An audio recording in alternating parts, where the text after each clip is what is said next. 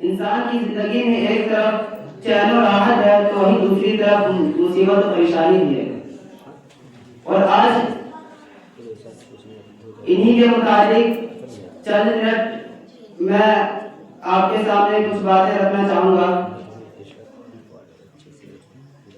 ابھی میں نے آپ کے سامنے سورہ بقرہ کی ایک آیت کریمہ پیش کی جس میں اللہ رب العالمین ارشاد فرماتا ہے یا ایھا الذین آمنوا استعینوا بالصبر والصلاۃ. اے ایمان والو، اے وہ لوگ جو ایمان لائے، صبر اور نماز کے ذریعے اللہ سے مدد مانگو. آگے فرمایا ان اللہ مع الصابرین، بے شک اللہ صبر کرنے والوں کے ساتھ ہے. اسی طرح قرآن پاک میں کئی دفعہ صبر کی فضیلت بیان کی گئی ہے، مگر سوال یہ پیدا ہوتا ہے کہ صبر ہے کیا؟ صبر کسے کہتے ہیں؟ اگر ہم اپنے معاشرے کا جائزہ لیں تو ہمیں یہ معلوم ہوتا ہے کہ ہم نے سب اس چیز کو سمجھ لیا ہے کہ فلاں شخص ہمیں ایک دو مار دے اور ہم اسے برداشت کر لیں، بدلہ نہ لے، اس پر خاموشی اختیار کر لے. میرے بھائیوں، صبر کا مطلب اتنا تک نہیں. صبر دراصل اس چیز کا نام ہے کہ دکھ میں، مصیبت و پریشانی کی حالت میں خوشی خوشی اطاعت و فرما برداری کی جائے. دنیا میں جو مشکلات ہے ان کو جھیلا جائے. رسول اللہ صلی اللہ علیہ وسلم کا ارشاد ہے، مسلم شریف کی حدیث ہے، نبی صلی اللہ علیہ وسلم مومنوں کی شان کو بیان کرتے ہوئے فرماتے ہیں عجبا لامر المؤمن، کہ مومن کی بھی عجیب شان ہے. ان امرہ کلہ لہ خیر، کہ اس کی ہر حالت اس کے لیے خیر بھلائی کا باعث اور ذریعہ ہے. ان اصابتہ سرا شکر فکان خیرا لہ، کہ جب اس پر کوئی خوشی کا موقع ہوتا ہے تو شکر ادا کرتا ہے اور یہ شکر اس کے لیے خیر بھلائی کا باعث ہے.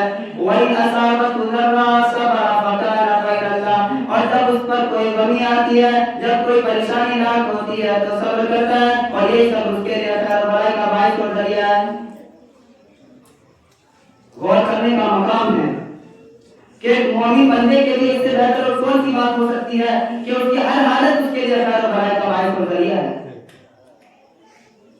اگر خوشی کا موقع ہے تو اس بندے نے شکر کیا اور یہ شکر اس کے لیے خیر و بھلائی کا باعث اور ذریعہ.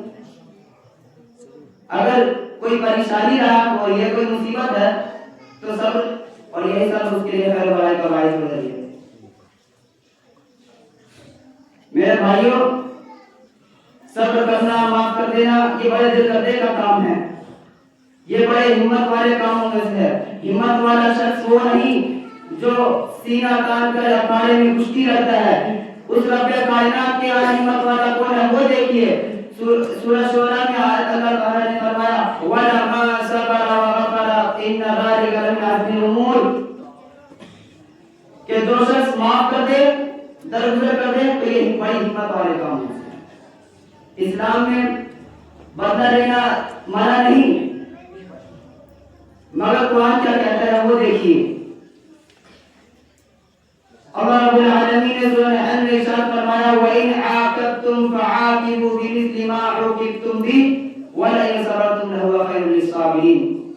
کیا مطلب ہوا؟ اللہ رب العالمین ارشاد فرما رہا ہے کہ اگر تم بدلہ لینے لگو تو اتنا ہی بدلہ لو جتنا تم پر برتاؤ کیا گیا ہے.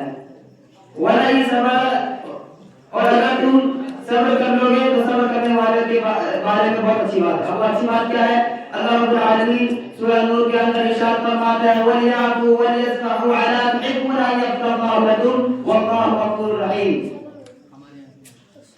جو انہیں چاہیے کہ وہ معاف کرے، درگزر کرے. کیا تم لوگ یہ نہیں چاہتے کہ اللہ تمہارے قصور کو بخش دے؟ کیا تم یہ نہیں چاہتے کہ اللہ تمہارے گناہ کو بخش دے؟ بے شک اللہ صبر کرنے، بے شک اللہ معاف کرنے والا بڑا مہربان ہے. اس کے بعد ہم صحابہ کرام کی زندگی کو دیکھیں کہ وہ کس طریقے سے صبر کیا کرتے تھے. حضرت سمیہ رضی اللہ عنہا یہ سب سے پہلے شہادت پانے والی صحابیہ ہے. یہ سب سے پہلے شہادت پانے والی صحابیہ ہے.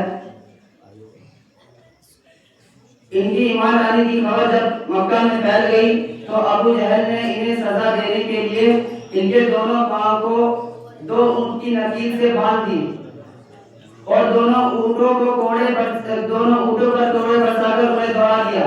اتنا ہی نہیں بلکہ اس کمبخت انسان نے حضرت سمیہ رضی اللہ عنہ کے شرمگاہ میں بالا ڈال دیا اور یہاں تک کہ وہ شہید ہو گئی، مگر حضرت سمیہ رضی اللہ عنہ شہید ہونے تک، مرتے دم تک صبر کرتی رہی اور اسلام سے منہ پھیرنے سے منع کرتی رہی۔ میرے بھائیوں، اسی طریقے سے حضرت بلال رضی اللہ عنہ ہے، یہ بڑے ذلیل القدر صحابی ہے۔ ایمان لانے کی پیدائش میں مکہ والوں نے ان کے ساتھ کیا کیا؟ عرب کی تپتی ریت پر انہیں لٹا دیا جاتا تھا اور ان کے سینے پر گرم پتھر رکھ دیا جاتا تھا، مگر کیا مجال کہ حضرت بلال کے پائے زباب میں لغزش آ جائے، وہ ایسی رحم حالت میں قابل رحم حالت میں بھی احد کی صدائے دل نواز بلند کر رہے تھے۔ میرے بھائیوں، یہ صحابہ اکرام صبر و استقامت کی روشن مینارے ہے۔ اللہ رب العالمین سے دعا ہے کہ اللہ ہم سبھی کو ان کے نقشے قدم پر چلنے کی توفیق عطا فرما۔ یا اللہ ہمیں کہنے سننے سے زیادہ سمجھنے کی اور اس پر عمل پیرا ہونے کی توفیق عطا فرما۔